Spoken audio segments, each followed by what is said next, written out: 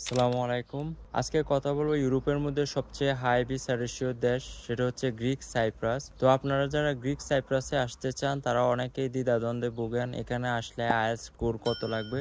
সেটা হচ্ছে ইউকেবিআই ছাড়া এখানে স্ট্যান্ডার্ডে আপনি 4.5 অথবা 5 অর্থাৎ লো স্কোর দিয়েও আপনি আসতে পারেন ফাউন্ডেশন প্রোগ্রামে।